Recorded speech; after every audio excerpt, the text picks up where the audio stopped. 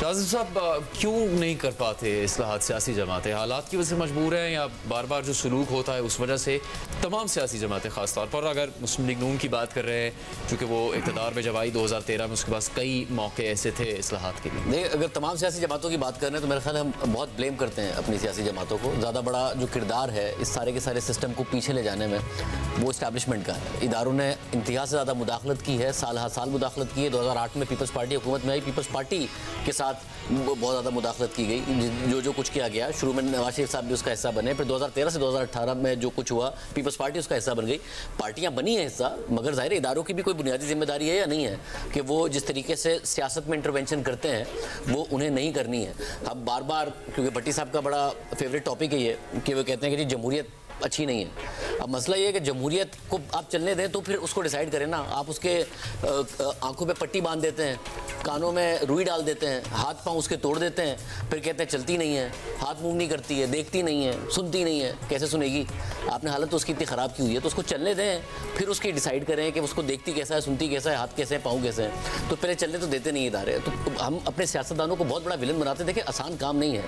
कोई 3.5-4 लाख कॉन्स्टिट्यूंसी लोगों की कॉन्स्टिट्यूंसी में जाके वोट लेना, फिर उनके शादियों में जाना, जनाजों में जाना, उनकी शिकायतें सुनना, काम हल करने की कोशिश करना, एक सियासतदान बड़ी मेहनत करता है और वो आसान काम नहीं है। जहाँ तक नून लीग की बात है, देखिए नून लीग में ये अब बड़ा तय हो गया मामला कि पहले एक कम से कम एक रहता था कि नवाज शरीफ का बयानिया प्रिवेल करेगा या शहबाज शरीफ का, मगर ये तय हो गया है कि जो शहबाज शरीफ का तर्ज सियासत है वही प्रिवेल करेगा। 16 महीने की हुकूमत में भी ये सामने आया। नवाज शरीफ साहब के बारे में कहा बड़ा जाता है कि वो लड़ते हैं। नवाज शरीफ साहब की अगर आप 2013 की हुकूमत देखें, मसला हुआ परवेज़ रशीद के साथ अपने देरीना साथी हटा दिया। मुशाहिदुल्लाह खान साहब ने जो बात की थी वो दुरुस्त बात थी। 2014 की जो बात की थी उन्होंने कि धरने में ऑडियो टेप्स पकड़ी गई थी, ज़हीरुल इस्लाम साहब इन्वॉल्व थे, अब तो खुद इदारा मानता है। मगर क्या किया नवाज शरीफ ने? अपने देरीना साथी को ओहदे से हटा दिया।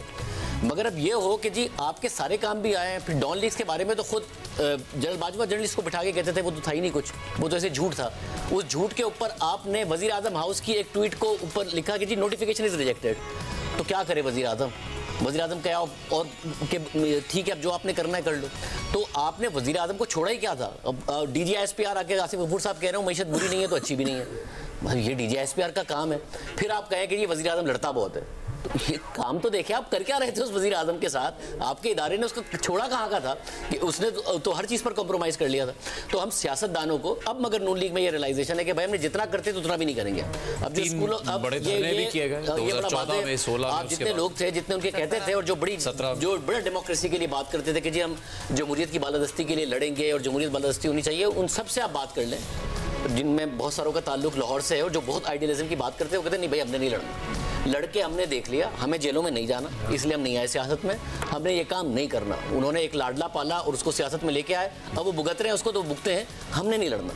तो ये जो मसला है उसमें पता नहीं पाकिस्तान में डेमोक्रेसी किस तरह आगे बढ़ेगी। अब तो लगता है कुछ अरसे के लिए हम हाइब्रिड रिजीम में आगे चलेंगे।